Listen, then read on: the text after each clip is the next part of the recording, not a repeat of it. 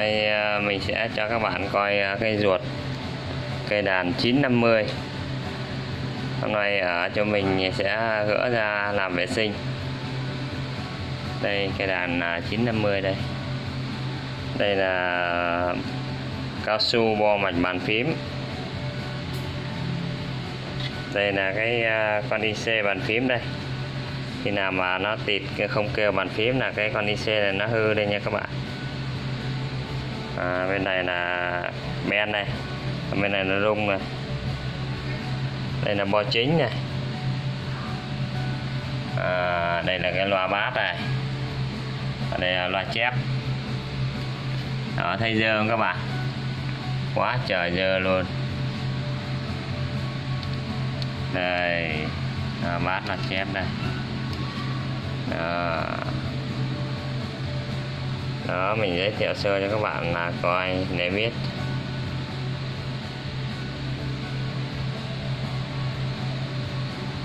Rất là dơ. Giờ mình sẽ dùng cái máy hút bụi, mình sẽ hút bụi.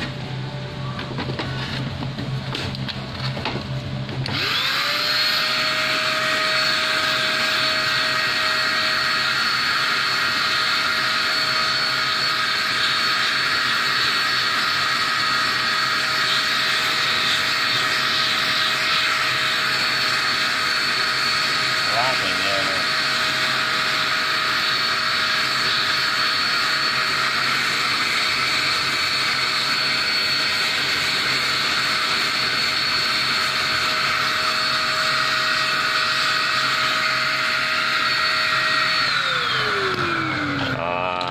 Mình sẽ làm sơ sơ như vậy thôi. Chỗ mình chuyên sửa đàn các loại và làm vệ sinh tất cả các linh kiện, các thiết bị trong đàn. Anh em nào có nhu cầu thì alo cho mình nha. Thay thế linh kiện và sửa bo mạch chính,